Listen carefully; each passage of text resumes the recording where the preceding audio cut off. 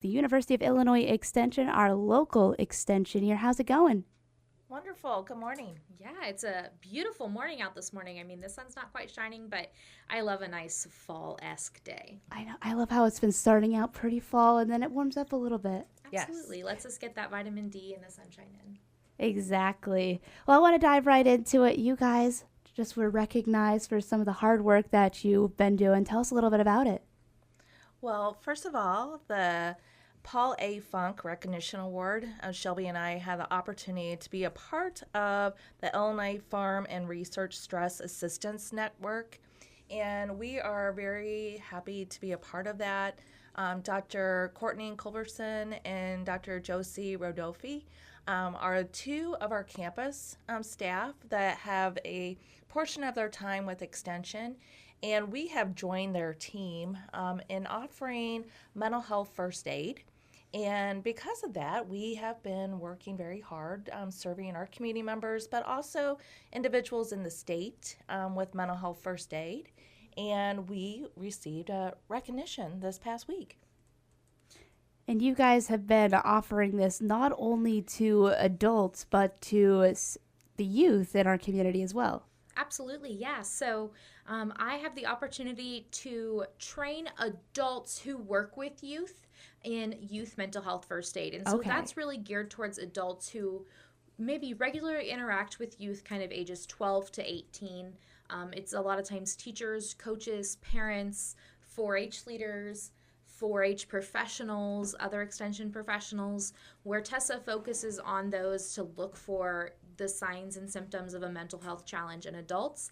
I get to do that training to adults, but recognizing those signs in youth specifically. So how might your guys' the information must be pretty similar, but how does it differ between what you guys talk about?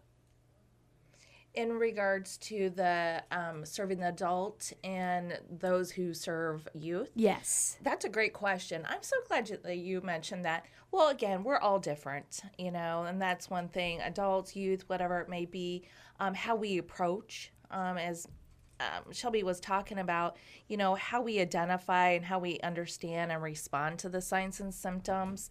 They can be very similar, but again, we want to have people be more aware of how to approach one another, how to address it, where we can, refer individuals who have some, again, mental health challenges. And so I think that's probably one of the biggest things that are kind of different at times. Yeah. And I think the other thing that we really dig into is this is a research-based program like everything we love to do in extension. And so we just talk about what is the research telling us are more common times of onset for some of these mental health challenges. And those can vary depending on if you're looking at an adult audience or a youth audience and what's the prevalence rate in people of that particular age. And one thing, Kaylee, too, is, 1 in 5 individuals in the United States lives with a mental health illness. And so, again, 130 people die by suicide each year. So it is a concern, mental health and being aware and how we can be a supportive community is one of the biggest things that we can do. And if you notice, this was a Illinois Farm and Research Stress Assistance Network. And so with Shelby and I's work, we do target the farming community and those who serve farmers. And so we have reached out to Farm Bureau. Again, we could list a ton of people, but again, agencies, bankers, whoever it may be, those who are serving the farming community, but we also serve those who don't. So that's just something just to keep in mind. Individuals say, hey, how can we learn more about this program? Contact your local extension office. They'll probably get you in contact with us. Absolutely, yes. Yes. And when we talk about first aid, you really think a lot about like immediate response to something that's going on. Tell us a little bit about like how like mental health first aid works. Absolutely. So one of the ways that we explain this in this training is, we are training you to be that first responder in that situation, not the certified first responder, but until they can get there. So just as if you were in a physical first aid class. We're not teaching you to do that heart surgery. We're maybe teaching you to do chest compressions until someone more qualified can get there. And that's really what we're doing with this mental health is we're teaching you how to respond when you are noticing signs and symptoms, you're noticing things, and how you can provide that support until a qualified professional can get there.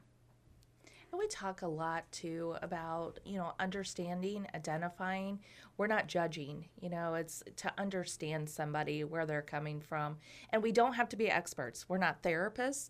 I might be a therapist. I'm an LCPC by nature, but I don't wear that hat. When I'm wearing the hat is about education. It's about support. And so that is a big thing with that whole comparison with CPR. I like that you said you're not a surgeon, you're not doing surgery, but you are, again, being an active, I think, community member.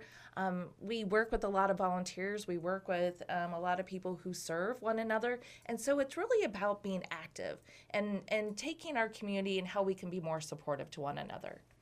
And I feel like our society has become more in tune with mental health. But for anybody that you might come across that still is a little bit skeptical on maybe the type of program you offer, why would you tell them to take mental health first aid?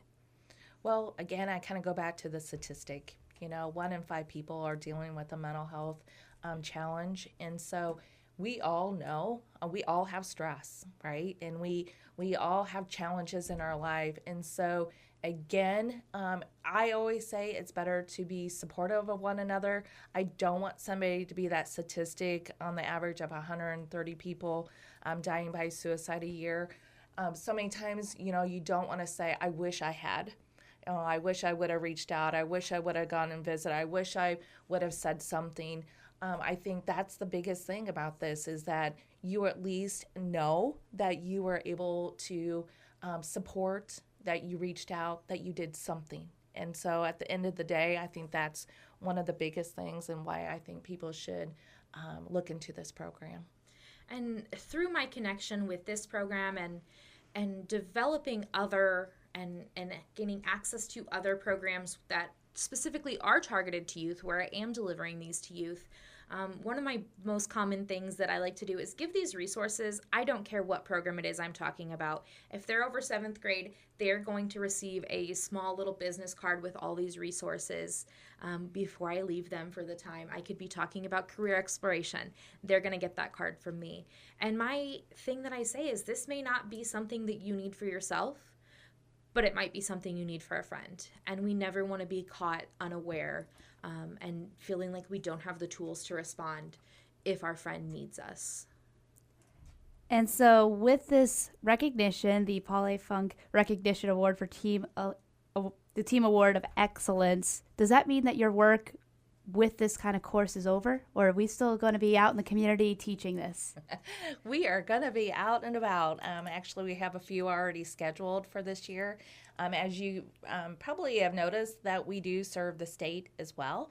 And so I have other colleagues, Shelby has other colleagues that are trained in this, and we work together to provide these throughout the state. As I mentioned, contact your local extension office if you're looking at maybe having this or providing this to staff, and we would be happy to look at our calendars and see how we can serve you. Yeah, absolutely. We are constantly, when I'm talking about the youth, I'm going to schools and connecting with other organizations, but we're happy to do that. And being part of this Illinois Farm and Ranch Assistance Network has allowed us to access some grant funds and make this a little bit more affordable for some of our local organizations as well. Well, Shelby, Tessa, anything else you want to add today?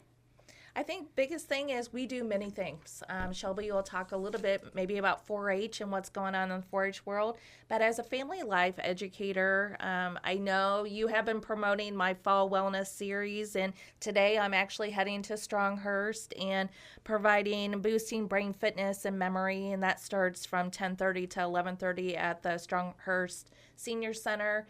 I know I have a few programs at Strom Center here in Monmouth, Illinois coming up. And again, we're very busy. Check out our website, check out our calendar. If you think that there might be a program that you would like for me to offer that comes to mind in the family life world, give me a call. I'll be happy to visit with you. And I think it's just wonderful to appear here with Tessa. You're always hearing me talk about 4-H, but it's just a great opportunity to talk about all the things Extension does. Of course, I would not be on the show if I didn't get an opportunity to say that National 4-H Week is coming up October 6th through the 12th.